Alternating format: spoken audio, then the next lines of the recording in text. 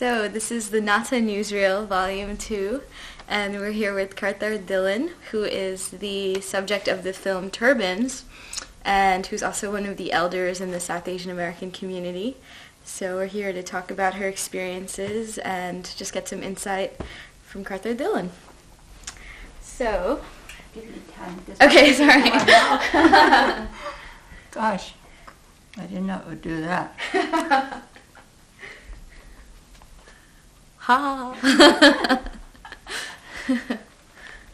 I had better go get some water. I can get that if you want. Oh, okay. Long necks. I've never tried them before. Oh.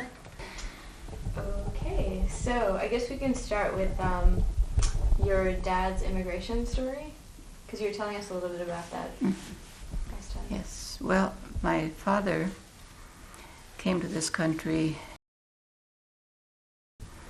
and I'm not sure of the exact date. Checked the records of shipping. Should do, I suppose, to be more accurate. He came here after having worked for the British Army. It was the only way of survival in Punjab at that time. Mm-hmm. Are you from Punjab? No, I'm from Maharashtra. Where? Well, my dad is from Goa and my mom is from Maharashtra. Yeah. Maharashtra. So. And in Punjab, the people were practically starving because not only was the food being taken out and shipped elsewhere, that was the best food growing part of the country, very rich agricultural country, state I should say. And at that time, the British were determined to just grind everything they could out of the people, out of the country. And they were even charging taxes so high that sometimes 50% of what a person had. And people were just beginning to starve. And so in order to get work, the only work that was offered, which is the greatest irony, was by the British Army, the Army of Occupation. So my father, who was the younger of two brothers, went to work for the British Army, and he was sent to China. He was in Hong Kong for a while, and Shanghai for a while. He was put in the artillery, I guess, because he was such a big, powerfully built man that you have to move heavy machinery around, I guess. Guns, hate the word. And he left that, I suppose, as soon as he could, as soon as his term of indenture was up. And he got work on a ship. The ship traveled to North America, South America. So he got in a little traveling and had a chance to see what other parts of the world were like, and decided he liked it in San Francisco and just stayed. He stayed I have proof of the date that he was seen on a dock getting off of a ship. That was in 1899. Jane Singh, you must know her. Mm-hmm. She cut this out and gave it to me from the San Francisco Chronicle. And then earlier I had read when I was just a little kid. I think I just learned to read second grade. And I read a footnote in a book that said that my father naming him Bakshish Singh is the first person to arrive on the West Coast, maybe in the U.S., I don't know. I don't want to make flat statements because unless I could back them up. Well, this is a footnote and in a book, and I have the book, so I know that it says that in the 1890s he was traveling about in California, and then he settled here. So that is the beginning of the story, and I guess what my father did in those days was to work in a steel mill. The Indian who told me this story said that he worked in an iron mill. This Indian who told me this story was in his 90s when I went to interview him in Imperial Valley. I think he was 94. And he said, yeah, your father worked for an iron mill in Oakland. So after that, I know that he worked all up and down the coast of California, because just from where all of us were born, my oldest brother was born, I shouldn't even try to remember the places where they were born. I know that the second brother was born in Upland, the first one was born someplace along the coast, and then my sister was also born along the coast, and I was born in Simi Valley, that's not far from the coast. And then when I was 1 year old, in 1916, our family moved to Astoria, Oregon. And then there weren't any more children. We had been born very close together in just within a few years, from 1910 to 1916, 4 years. And then the next children were born in Astoria, Oregon, 2 boys, my brother Hadnam and Deja. And then back to California in 1922, I believe. Yeah, six years later. And then there were 2 more children in the family at once, and she called herself Blanche later, and so she's known to everybody as Blanche. Am I speaking loud enough? Yeah. Mm-hmm. So how many kids were there in total? Altogether there were 8. Oh, okay. I was 4th down the line. Okay. And there was a 5-year difference between me and the next younger child. And the very youngest child, Huddy, was born after our father died, a month or so later. He had the shortest life of anybody in the family. When he was just 18 years old, he joined up with the Marines in the Second World War and was killed on a landing at Okinawa, the very first overseas thing that he could do.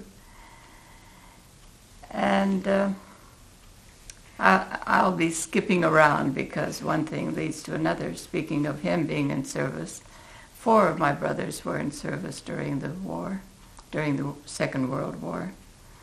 And one of them, Bud, was in the European theater. Hari was sent to Okinawa in the Asian theater. And let's see, I'll go back a little farther to the beginning. Are you really interested in all this? Yeah. Well, you were also, drove trucks, right? During the war, What? World War II. You drove trucks, Yes, right? yes. So you were involved as well.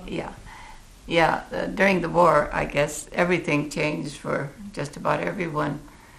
Women came out and not only started working where the men had been working and could no longer do the jobs, then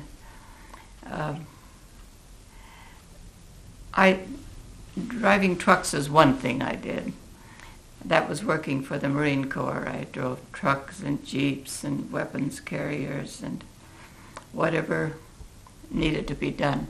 We would be a convoy of women who would drive about 8 or so trucks, and we would go to Treasure Island and pick up the sailors who were coming back, the Marines who were coming back, and not sailors. If I was driving for the Marine Corps, I guess I was just picking up Marines, and take them to the train stations or the airports so that they could get home on their furloughs.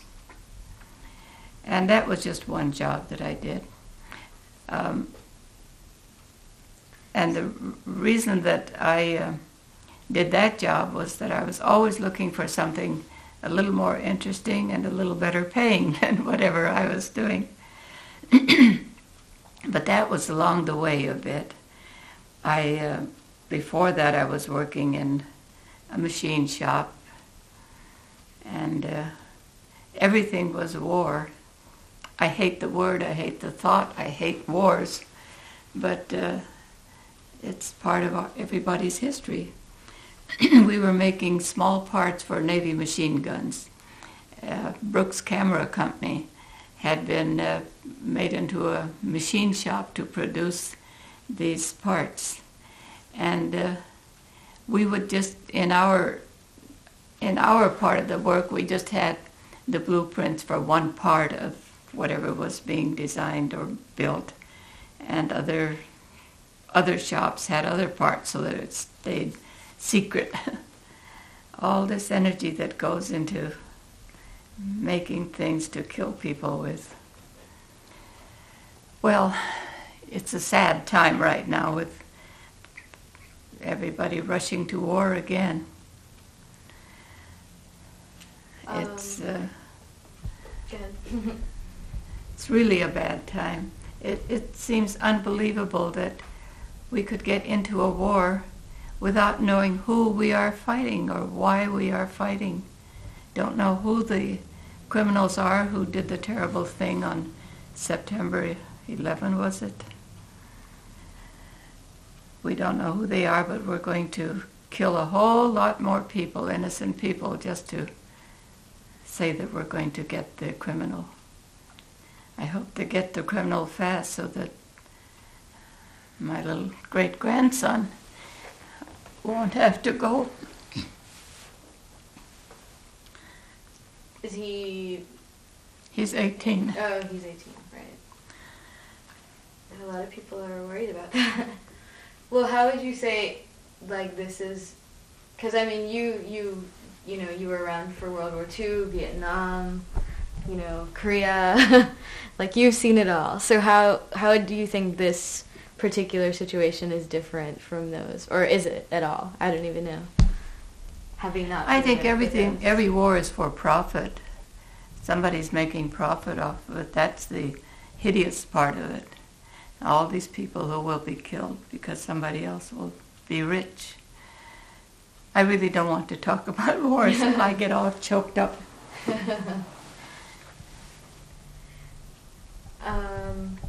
Maybe we can talk about your childhood, going back to turbans. And we won't talk about turbans, the actual turban. We'll talk about this one. So, Go ahead. Okay, well, first of all, you were probably one of the few families in Oregon at that point, right? The only Is that, you were the only one? Okay. In Astoria. So what was that experience like for your mother, for example, or your parents? Well, I guess the experience for my mother was one of loneliness, except for the fact that by this time she had children. And every Indian was like a member of our family. We were so close because there were so few Indians here in this country and wherever we were, that they all seemed like brothers or uncles something to our family. We were very close with, but they were just men. There were no women. I think the only friend that my mother had, a friend who came to her house and sat and helped with the cooking sometimes just to be sociable, or the sewing, was a Japanese woman. We spoke with the neighbors who were European immigrant descended, but there was never that give and take like you have with friends of coming and going to one's house. I think the only time we were invited to a dinner was by the Japanese family. And what a dinner that was. I remember it as though somebody had made a gorgeous painting and presented it to me. We entered this room, this whole bunch of us, my father and mother, and I don't know how many of us kids there were at that time. And we go into this room, and there's a table, just a regular-sized table, and it is covered from one end to the other with colorful foods, with things that they had prepared, Japanese foods. And it was colorful. It was just beautiful. It was like a painting, like an impressionist painting. And I thought, my goodness, they have gone to all this trouble just for us to sit down and eat it up. She had created a work of art in culinary art. I still prefer my Indian food the best of all. And all the people who come and have dinner with me, and I have cooked Indian food. I usually cook Indian food whenever I have company. They all say that they prefer the way I cook my food than any restaurant that they go to.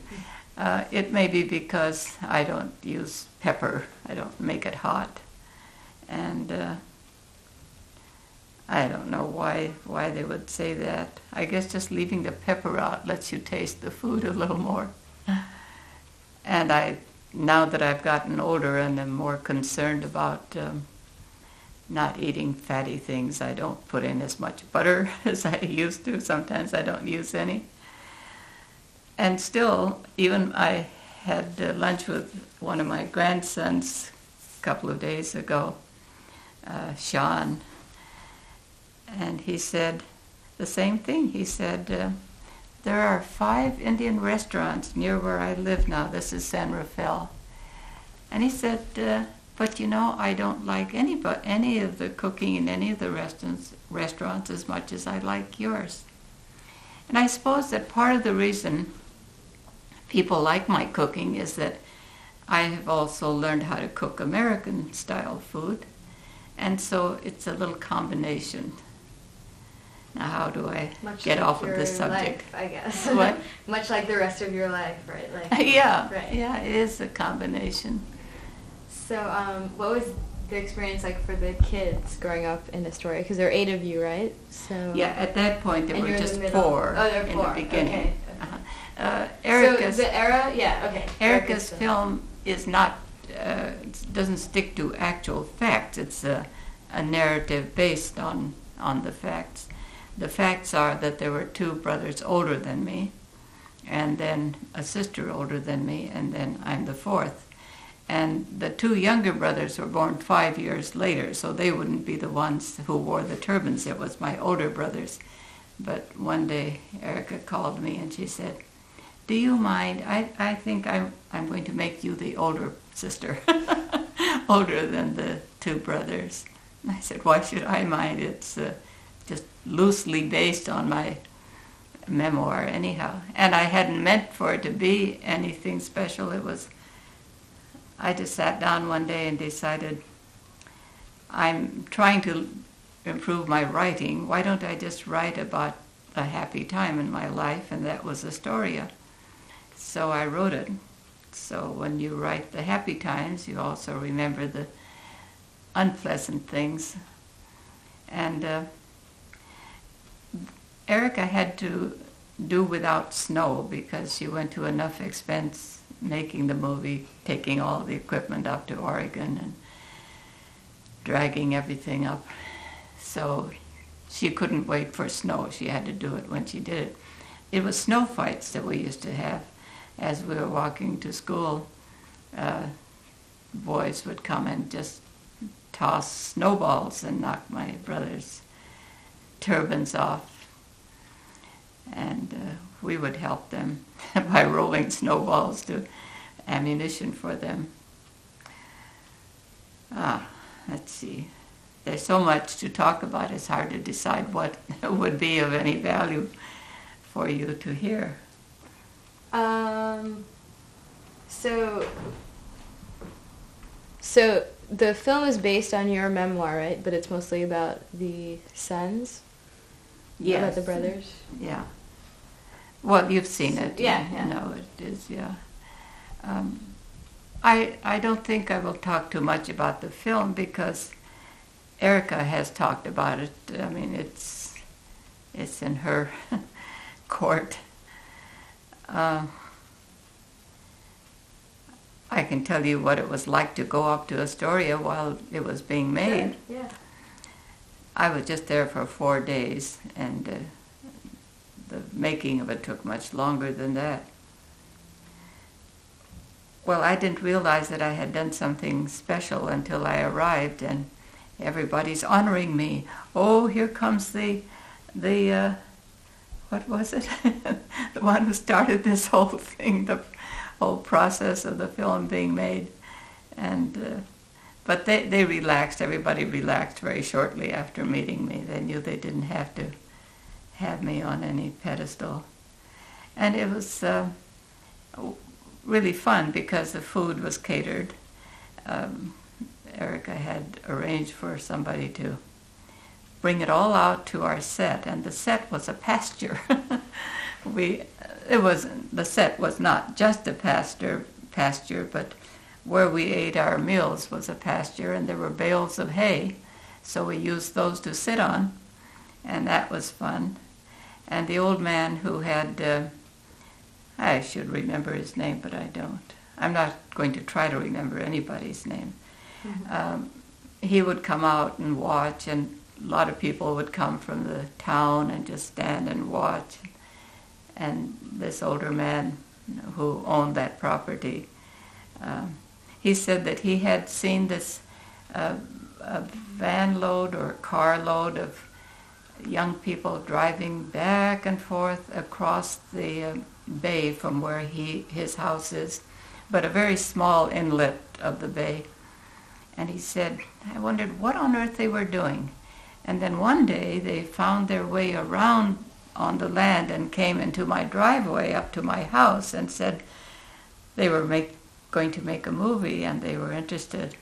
So that's how it got started. And he was quite excited about it. And I was excited too, because Astoria is just such a special place. When you went back, was there anyone from your childhood who was still there? Or? No. When Erica and I went there the first time when she was doing the research, we didn't know anybody. I've written this. I'm sort of a writer. I don't write very much, but I've written about this for historical, for a magazine. It's called Cumtux, and that means it's from an Indian tribe that it means to know, to acknowledge, to inform, something like that. And it's the magazine of the Historical Society in Astoria.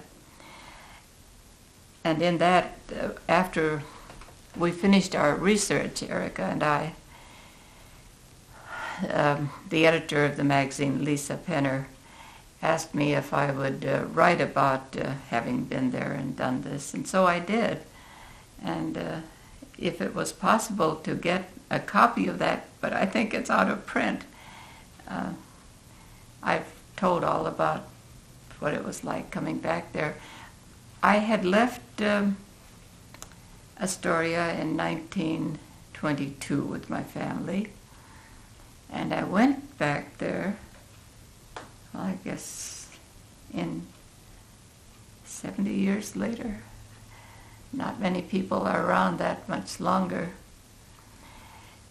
And I don't know if I met any of the older people, but I met some people who had known my brothers.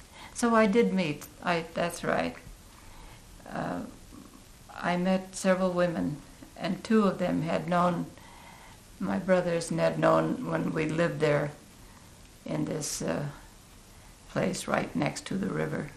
We lived on a bank of the river, the Columbia River.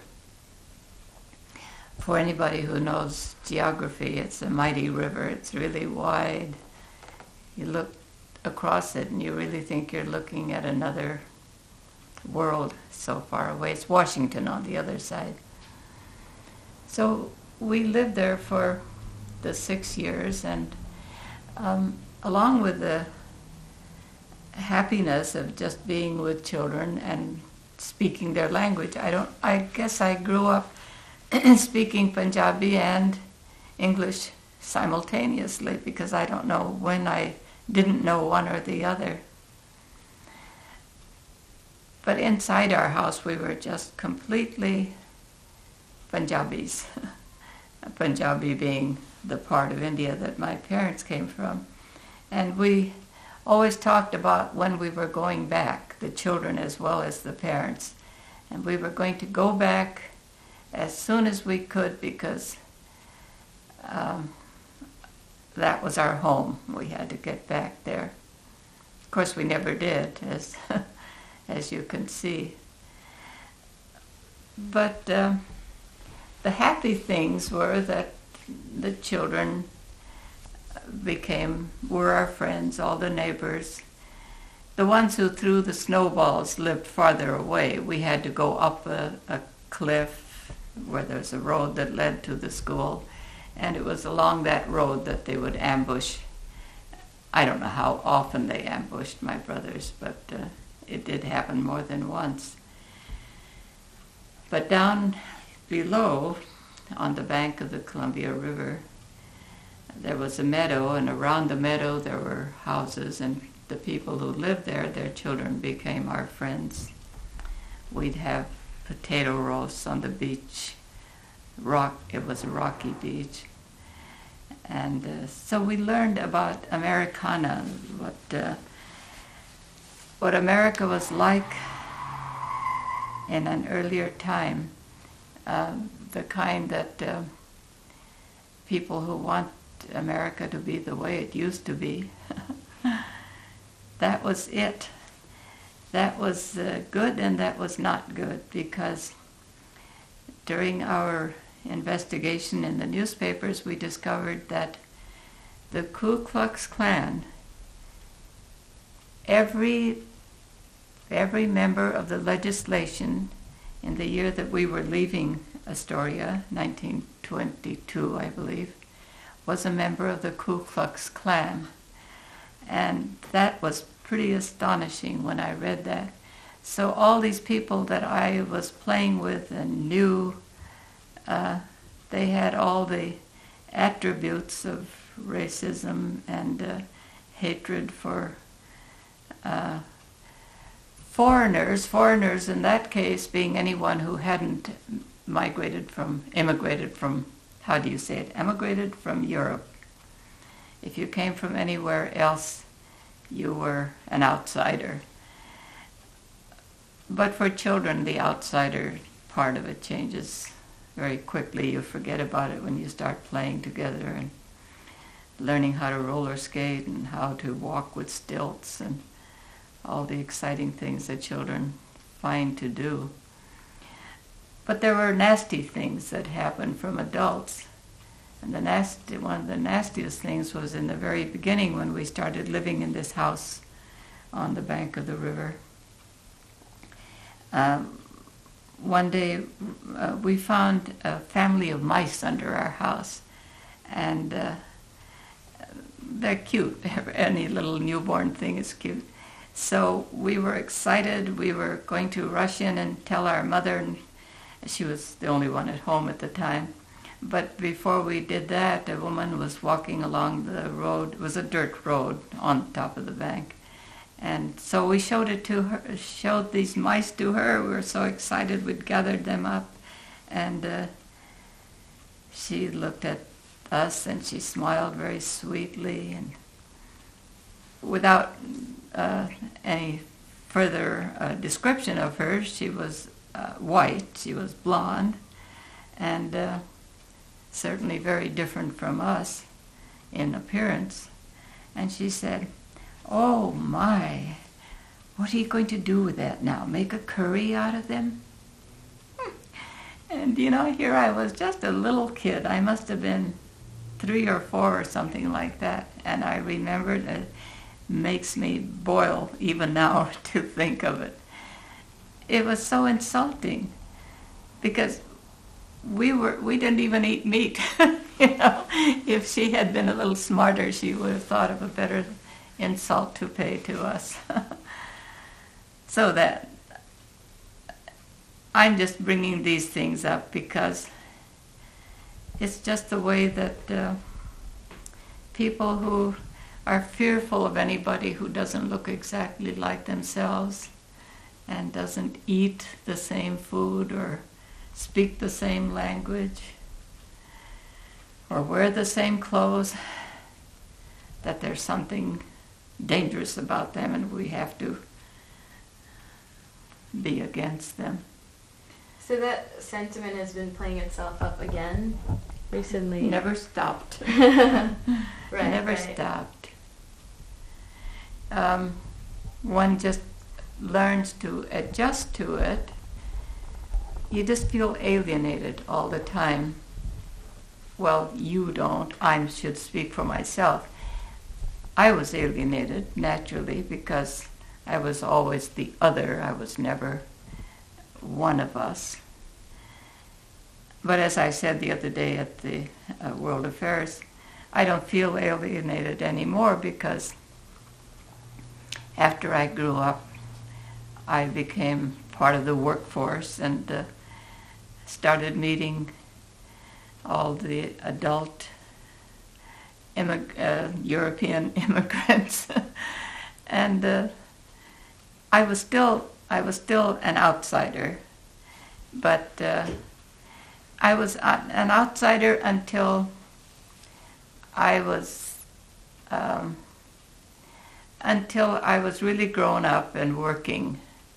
Before that, up to that point, all through school and everything, I was an outsider.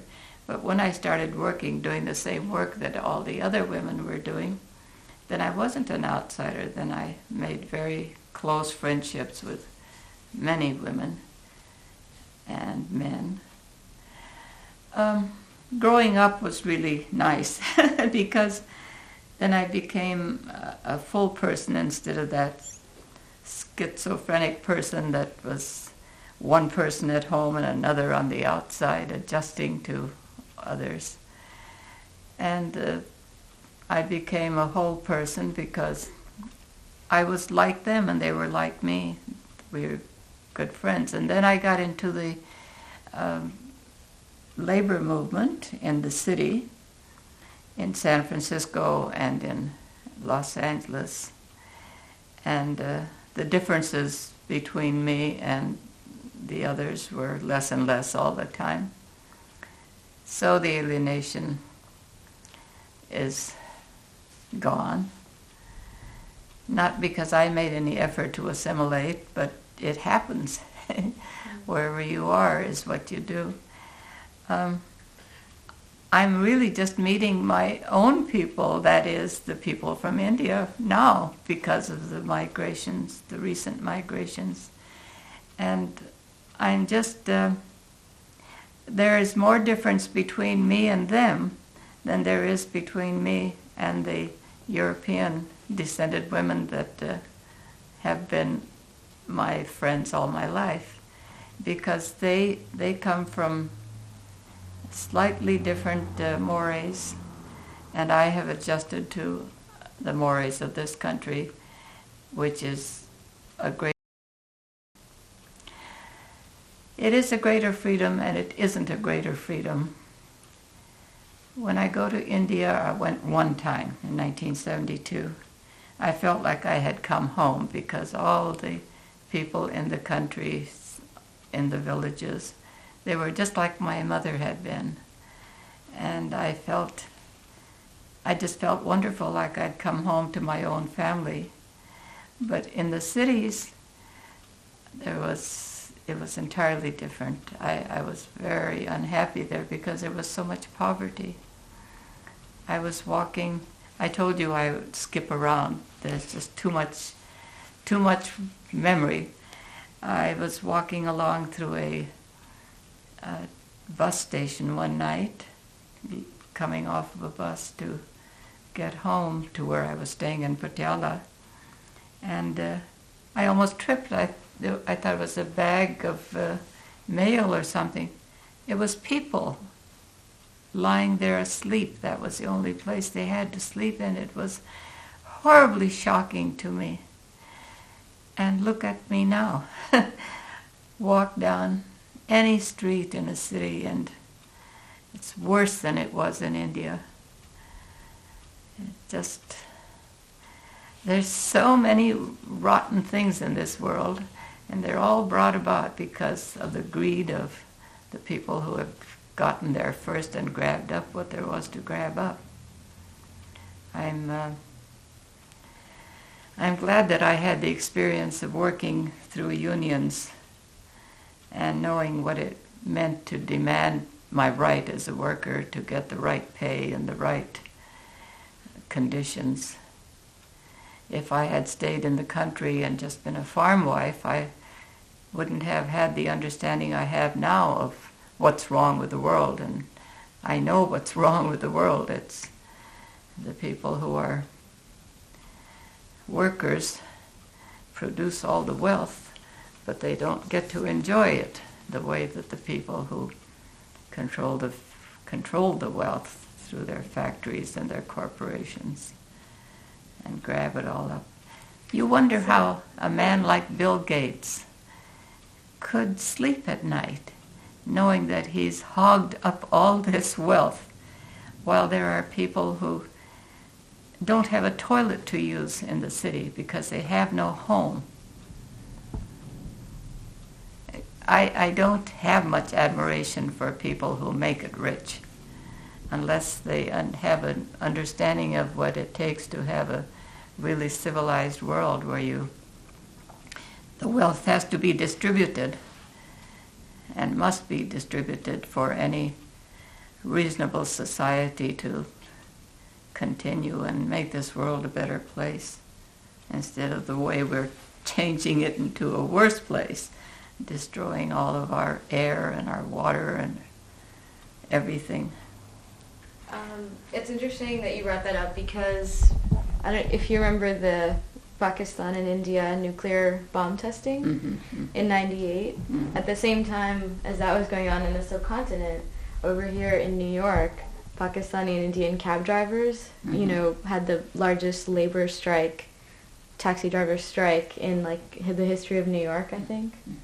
So, yeah, it's interesting how the politics change when you're here, and it's about working.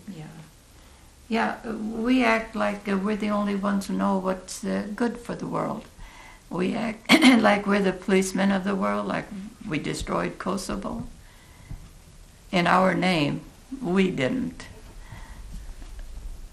But in our name, with our tax money, there's so many countries that we have destroyed. Went into Guyana, killed the wonderful man who was the leader there. I think it's Guyana. I get mixed up about my history, my country sometimes. Panama, our troops just tore through there, regardless of how much damage, looking for one person who was supposed to be a dope dealer. The trouble is that the people who do all these bad things that we're presumably going to cleanse the world of later with our armies are the very people that we have set up. We had helped the man in Iraq with funds from our resources here, and we had, because we were fighting Iran at the time, and we had set up the Taliban. The Taliban is something that the U.S. had set up. You read articles in the Chronicle. I read articles in the Chronicle every day because I'm just fascinated to see how news can be covered up so. While you're supposedly telling the news, for instance, there's an article just this couple of days ago about how the Taliban used to meet with our leaders. It's in the Chronicle. It's not something I read in some newspaper that one would say, well, where did you get that information? So, because of all that, I guess the South Asian community has found itself in this double bind, right? On one hand, you're perceived as the enemy, but then on the other hand, there's all this other history, right? So what would you say to people who are dealing with that dichotomy right now? Well, especially, first of all, to Sikh men who wear the turban and who are being targeted, even though they're clearly not Afghani or, any relation, but it's just because of the turban. And your brothers having gone through, a similar experience. And then secondly, just in general, to the community. It's ignorance. There's such profound ignorance throughout the world that people have to find somebody to kill just because somebody, and we don't know who, did the horrible thing in New York. It's just total ignorance. First of all, they don't even know that a Sikh is not a Muslim. Osama bin Laden is a Muslim and he wears a turban. If Americans were a little more educated, in real education of knowing what the rest of the world is like, instead of just seeing people with turbans as somebody weird and dangerous, if they studied any history, I recommend to everybody that they should read what Howard Zinn has written, the people's history of the world. He even tells how Columbus came and killed so many people, caused so much disaster, and then we wouldn't be idolizing the very people who have done so much damage. I'm glad that Columbus Day has been changed to something else. The name Columbus Day. Indigenous Peoples Day, right. And reading about all the all the tragedies taking place all around the world. They don't need to be. If we read people like that woman, let's see if I'll remember her, Rachel Carson, what she does about, what she told about what we have to do to preserve our nature.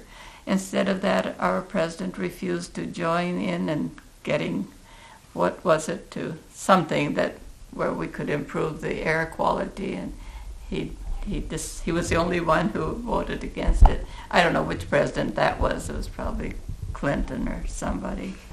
They seem to have the same program that they act from. This is a far cry from talking about my personal history. My personal history is like everybody else's personal history. If you're poor, you get used. If you're rich, you forget that there are poor in the world, and you forget what caused the poverty, because it's the workers, the ones who are the poorest, who make all the wealth. Why is it that they're not the ones who get to enjoy it the most? I have to get off of this soapbox. All right.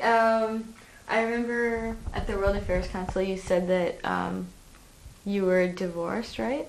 I was what? You yourself were divorced? Yeah. Well, can you talk a little bit about your marriage and all that? The reason that is of interest, there are millions of people who get divorces, but me coming from a Sikh culture, I guess it was lucky for my parents that they weren't living at the time that I got my divorce, because if they were living, I might not be living. Can you first start with your marriage? What? Like with your marriage before the divorce? I married a wonderful man. I was just too young and immature to realize what it means to get married. Well, I got married because I was being pressured. We were about to be taken to India to live. Oh, I don't want to go into all this history. Anyway, I married a very fine man. He had the same political views that I did, which meant getting India free from the rule that Great Britain was had over us. And so we had the same views in so many things that it should have been a perfect marriage. But, Well, the reason I asked, not to delve into your personal life, but because did that influence your politics and, it was pretty radical at the time, regardless of your religion. It was radical even for Americans, I guess. Exactly. Yeah, and to be raising children on your own and all to raise 3 children. All the friends that I had when I came to San Francisco and I was living alone, I had gotten my divorce, or I was getting my divorce. Nobody had 3 children and was working alone. None of the people that I knew. They were all married, except a few women who had 1 child, maybe. So it was quite a radical thing, but it was a radical thing that came from desperation. I just wanted more out of life than I was getting being a housewife. And then I realized what it meant to be able to be your own person if you made your own income. If you're a married woman and you're dependent on your husband for every penny that you spend or get to spend, then you're not free. When you go out and work, then you can make your own conditions about what you're going to do with your life. And I did that. And I've never regretted that. I've sometimes regretted the fact that I wasn't mature enough to appreciate my husband more and to help him understand that we could have a better marriage if he could be more tolerant of his views about women's role. Did your mom, when did your father pass away? So did your mom also have a similar experience, or? Well, no, I don't know. Their marriage was arranged, as most Indians' marriages were at that time, and still are, I suppose, to some degree. No, they didn't have any problems because that was it. You got married. That's the only reason I stayed married for 11 years, because marriage was it. I got married, and that was what I was going to stay for the rest of my life.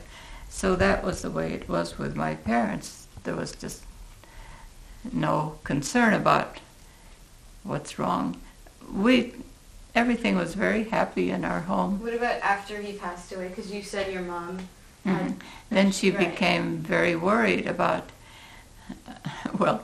that we just do something to disgrace the family. We might meet a boy or something. That was the greatest worry, that what'll happen if you take up with boys. Well. And at that point, how old were you guys? I was 11 when my father died. Okay. And then I was just at the end of 16 when my mother died 6 years later, 17 almost. It was rough for her because she had the burden of not only our survival as a family, but she had the burden of seeing that nothing bad, untoward happened to her daughters. And because we were so young, And a lot of people, historically, you always hear the men's stories of who came over as workers, like steel workers or agricultural workers, but you rarely hear about the women who are here as well, raising children, sometimes on their own. Mm-hmm. So that's why I thought it was interesting, Well, my mother wasn't raising... Well, she was raising on her own but of course she had a lot of good, strong labor by the time, because she managed to get some cows and bought some cows, and we had a dairy, so we sold the milk and had some income, and we survived.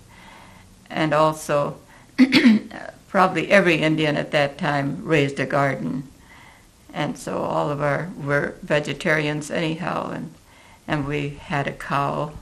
Before we had a dairy, we always had a cow to provide for the family. And my mother was totally vegetarian. She didn't even eat eggs, so we didn't have to worry about growing chickens, although we did have chickens. Well, yeah, I guess my mother's hardships were far greater than any that I have known personally, because just from getting a divorce, I got so much freedom of action. I could do what I wanted to do. I could spend my money the way I wanted to spend it, as though I had any chance to worry about too much money.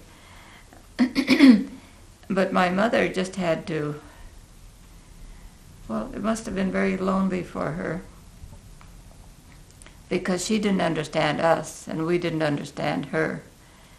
And she had no friends. All until the year that she died, 1932, there were 3 Sikh families in the state. There was Jane Singh's family, and there was another person. Lobgord was a woman's name. And once in a while, once in a year or something, we might have contact with the others. But that was it. And my mother did have, but then there were just all the Indian men who had come, who had never married, or if they did marry, they were at a distance. But then she had us. We were growing up and creating problems for her. Although we never did anything bad. My sister and I, we were under a microscope all the time as to our movements, out of fear of what might happen. Nothing ever happened. I guess the reason that we got married so young was that we had to escape what my oldest brother then took charge after my mother had died, and that was the plan then, to get us to India so we'd get married to proper Indians. But we both found some proper Indians right here to get married to. So when did you become involved with the Ghadar party? From the very beginning. So what was the beginning? The beginning... Well, can you tell us what it is first of all? Yes, oh sure. I'd love to talk about the Ghadar party, because that was the best part of my life growing up. The Ghadar party was a party formed by people living on the West Coast here to free India. And it started with the idea that here we are, we came to this country to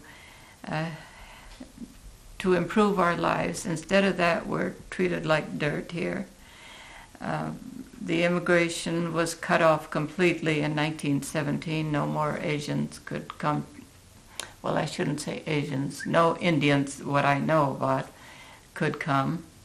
And so the people who had come here, most of them single men, in fact, all of them single men, except for my father in those years, if they had to just, they were cut off from their families completely. If they wanted to go back to visit, they couldn't return to this country, and if they went back, then they would give up the money that they came here to earn, and they'd go back into the poverty again. So the people got together and they said, what in the heck are we doing? Letting a foreign country come and destroy what is rightfully ours, take it away from us.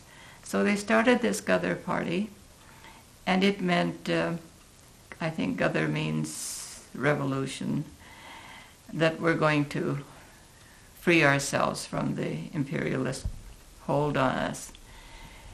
And everybody came to it. I think there were about 2,000 to 3,000 men all told on the West Coast, Indians. And there were very few who didn't support it. And the rules that they started with were really great, democratic, that there would be no consideration of religion. There would be no consideration of who was rich and who was poor.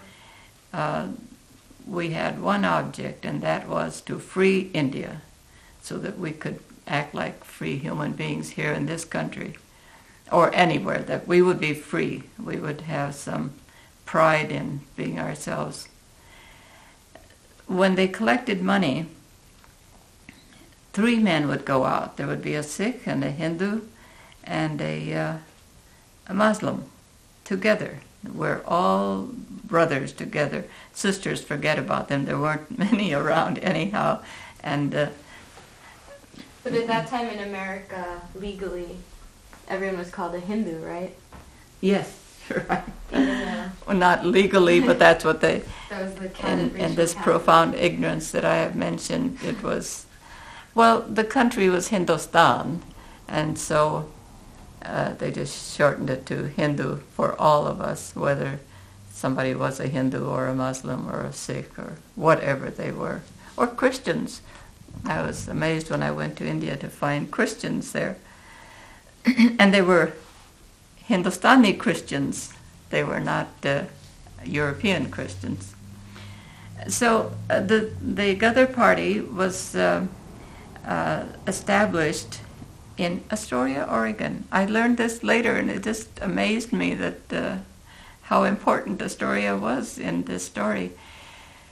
In 1913, in April, and there was basically the one object: free India, almost by any means necessary. But what to do then? So a whole lot of men got together, besides raising funds to put out the propaganda, to get a press. 5 Wood Street in San Francisco became the home of the Ghadar Party, and there was a printing press, and they were putting out papers and sending them to everywhere. The Ghadar Party expanded all over the world, wherever there were Indians living, and in Berlin, in Hawaii, I think Hawaii. Anyway, all over the world, there were branches of the Ghadar Party all raising money and putting out the propaganda that we must be free from England. And let's see, I got carried away on that thought. We were talking about the process, like the day-to-day rules, and about how when you used to do outreach, it was regardless of religion. Yeah. Well, oh yes, that was a thought. A group of men, now this had to be in 1915, the year that I was born, possibly 16, one of those 2 years. They got on ships and decided we're going back to India, and that's where we're going to do our fighting. And the people from here would keep sending money, but first of all, let's join forces with whoever is fighting against the British in India right now. So they went, but because they were homemade strategists, they were arrested as soon as they got off the boats. They were killed as soon as they got off the ships that they went back to India with. Many of them spent the rest of their lives in British prisons until Britain was freed, which takes me to another tack. One of the people that I talked to who had been put in jail by the British when the country was freed, he was put back in jail as soon as he got out by the Indian government because he was too radical for the Indian government. That was in 50, when were we freed? 47, India's freedom. All right. So they weren't successful in one way, but they were successful in another because India finally was freed, and it wasn't by Gandhi alone, I'll tell you that. Gandhi came much later after the Ghadar Party had done its big work. So Gandhi was about your age or older? I don't know. I always thought of him as an old man when I was a kid, so I don't know. Let's see. I was working in a music school when he was assassinated, okay. And that was so he's like in the early 50s. Yeah. So I can't. He's like a generation before. Yeah. Okay. So. Well, we Okay. just weren't. The Ghadar Party was just not for the Gandhi approach at all. They considered that stupid to get kicked and abused and shot, and they believed in taking action against the tyranny that was imposed on us by the British. How do you think living in the West impacted their politics? You know, having Impacted lived my in politics. Yeah, Mhm. or the politics of the Ghadar Party here. Mm-hmm. Well, who living in the West? You mean the Ghadar Party people? Yeah. Well, I don't think that that was what impacted the Ghadar movement so much as what happened in India, because it was in India that the political parties came out, the Communist Party of India, the Socialist Party, then there are new, more radical parties than those, and they weren't getting it from America. The people here were farm worker people, and most of them, I mean, there were people who went to the universities and became the voice for the Ghadar Party, but the people who really did the gathering of money and all the work and who really were the nuts and bolts of the Ghadar Party were Punjabi people on the whole, who were farm people. They didn't know anything about Marx. They never heard of Marx. But the people in India did, and that's how they formed their political parties. So that the Ghadar Party's mission was to free India, and they didn't make enough of a program for the freedom to make sure that after freedom there would be some equitable social behavior. It's the people in India in those political parties who are attending to that or trying to. Do you think I guess my question before was that the whole philosophy of, you know, we're equal within the party, the Ghadar Party, Mm-hmm. and not like Not religion separated. doesn't matter or whatever. Mm-hmm. Like, was that a product of living here? And, you know, like right now, there's all this South Asian solidarity because of what's going on and the racism that people are experiencing. Because, you know, white people can't tell the difference, Yeah. you know? Versus if you were in India, it would be a lot easier to just be in your own religious community and like have the infighting. Yeah. You know what I'm saying? Yeah, So- well, I hadn't really thought about that, but you've named it. It's because we were here as Indians, and so therefore there was a solidarity that if you're an Indian and I'm an Indian, everybody else is down on us who are in control here, so we're together. Yeah, that would impact it, wouldn't it? So, all right. So you were talking earlier about the nuts and bolts, about the door-to-door.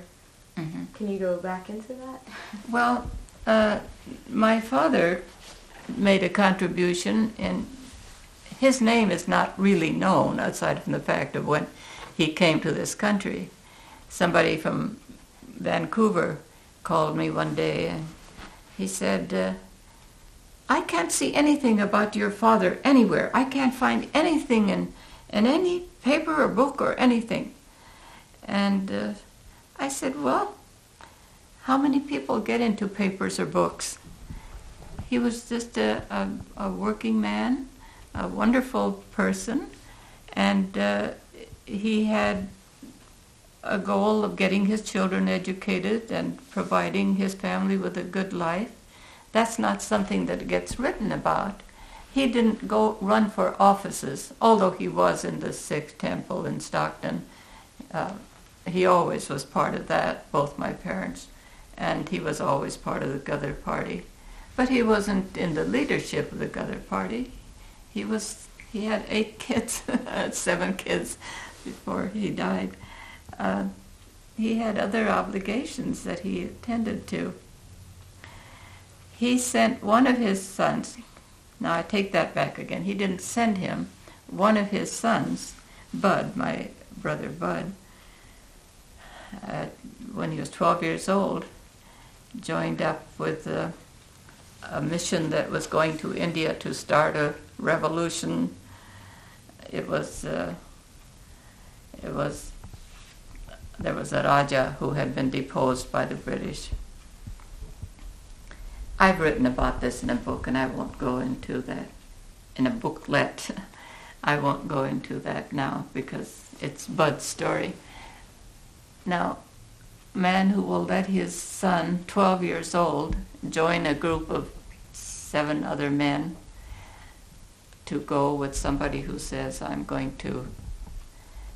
have contacts with Chinese and other, I don't know who else, where I can get ammunition to India for the revolution. I just need a band of men and some money. So they gave him $30,000, collected it and gave it to him. And 7, my brother and 7 other men volunteered. And he was just 12 years old when he went. And my parents let him do that. Now, that's something for the history books. It's not everybody who lets their 12-year-old son go someplace for a mission where it'd probably be death. But he became a great man as a result. He was gone from the age of 12 until he was 18. And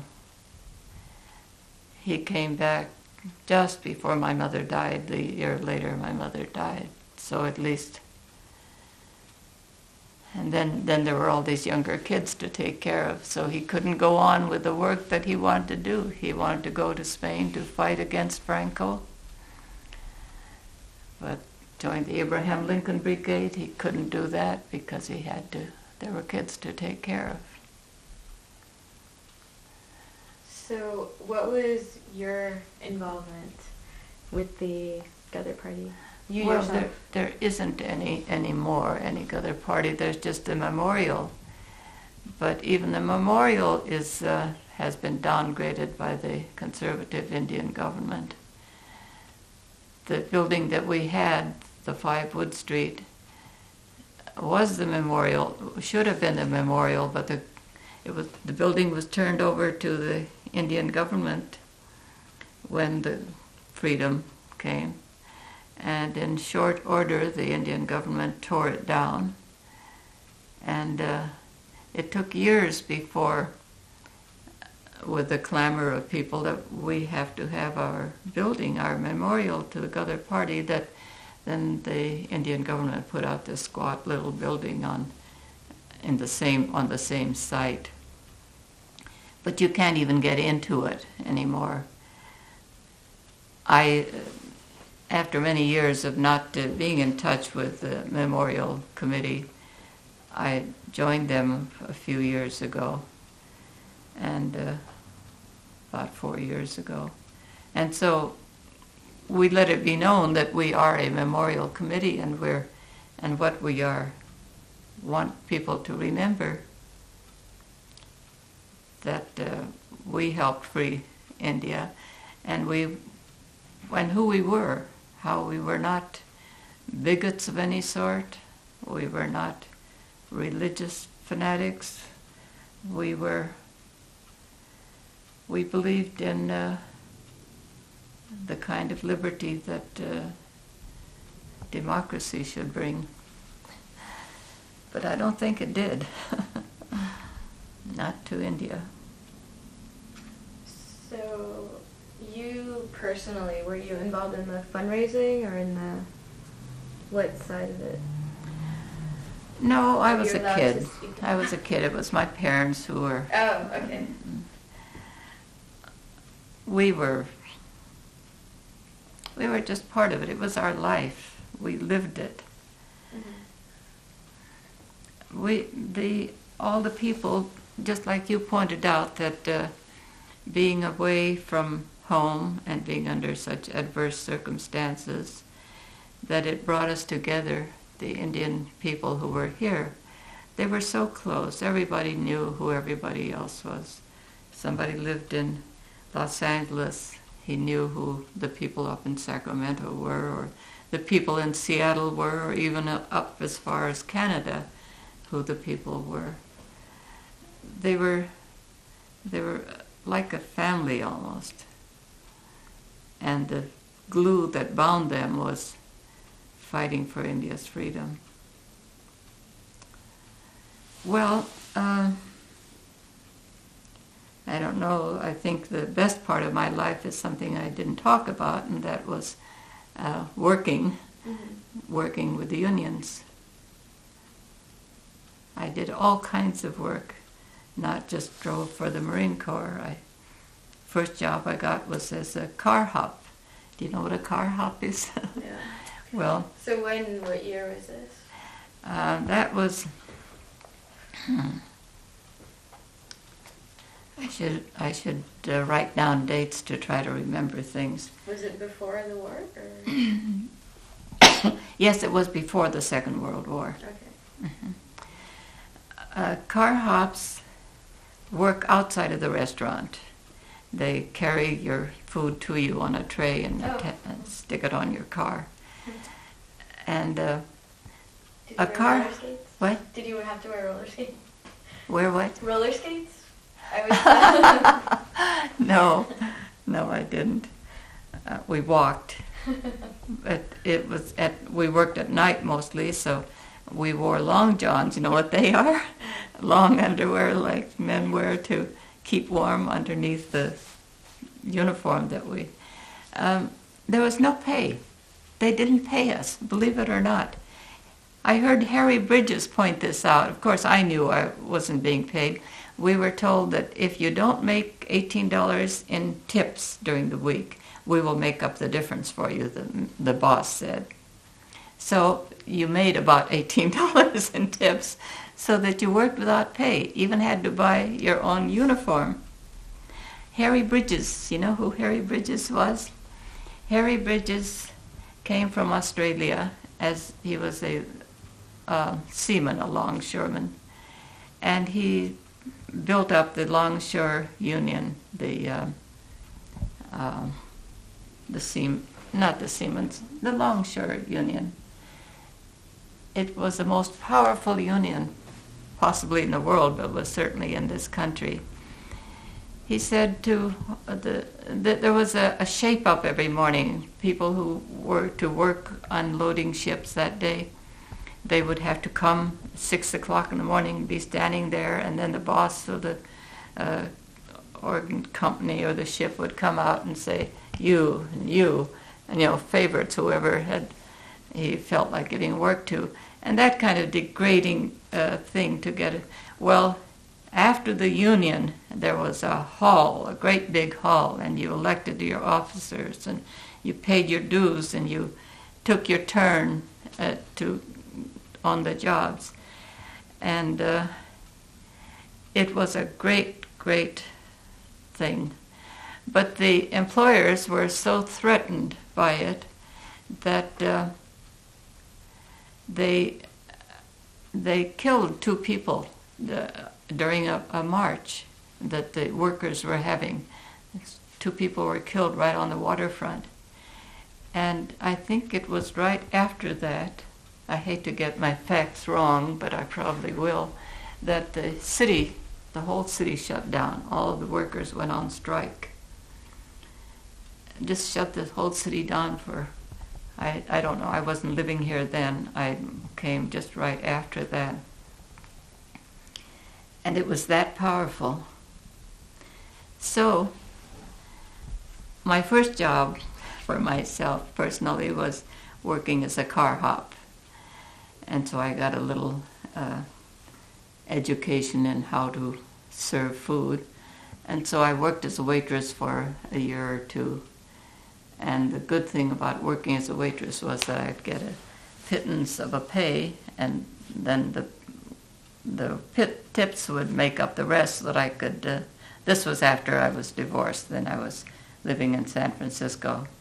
So I worked as a waitress for a while, so I know what it's like to be a waitress. And it was fun, though, because waitress is taking food to people, and I'd done that all my life anyhow, is cook for my family, feed my children, feed guests and everybody. So it was like a party. I didn't mind the work at all. But it is work. You're working, walking.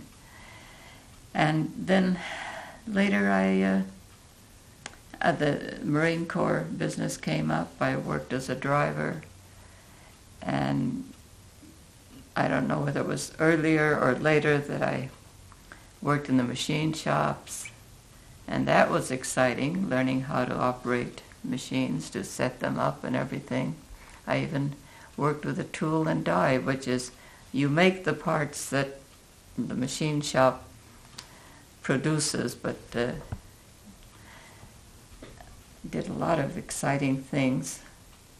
Worked in the post office for a while, and the job there was to answer letters from people for servicemen who were writing to their families and desperate to hear from them, but because of all the secrecy during the war, they were begging for news from their families. Why doesn't my mail get through? So I did that for just a couple of weeks, and then I got some other job which was better. It was just heartbreaking to read these letters that why doesn't my family answer me? I'm fighting for them. I'm out here stuck in the mud. It was just very tragic, and it just repeats itself like it's happening now. They've already got ground troops out in Afghanistan. I can imagine what their families are feeling. It's really, really terrible. So what would happen? The servicemen would send letters, but their families weren't allowed to receive them, and then the families would send letters, but they weren't allowed to receive them. Or the job that I had was to just answer this backlog of letters.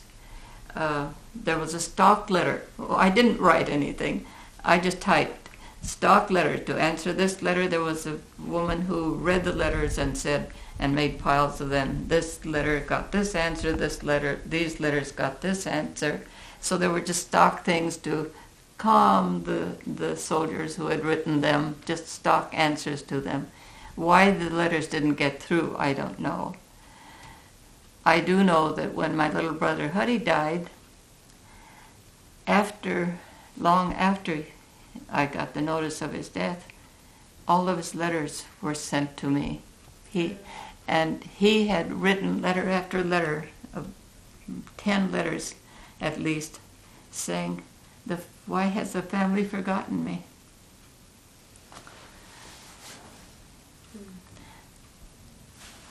The families don't forget. The secrecy keeps stuff from going through. So I finally got into office work. And I got into office work because, well, why? Because I don't know. I was a good typist, and I worked for architects, I worked for doctors, but it wasn't until I joined a union, office workers union, and started working in union offices that I started getting paid well. I think I mentioned that in my talk the other day at the Council, World Affairs, that the architect might come along at 15 minutes of 5 when I'm supposed to be going home and say, "Oh, Mrs. Gill, would you mind getting this letter out? It has to go out." Or they might say, "Would you type up these specifications? We're meeting in the morning and they have to be done now. No overtime pay, you just do it because you're their flunky and you do it." But when I got into the union and started working in union offices, you got paid for the time you worked. After that strike that I mentioned, that we went on strike for 3 weeks, we wanted a shorter work week, and we got it. The shorter work week meant that after we had worked our 32 hours, 4-day week, that any day that we worked overtime was paid at time and a half. If we worked on the weekend or on holidays, we got double time. So a person who does secretarial work or clerical work gets some appreciation of how important her labor is. That this is the price that you have to charge to get your rightful due. So I worked for union offices, and that was fun too. Fun in the sense that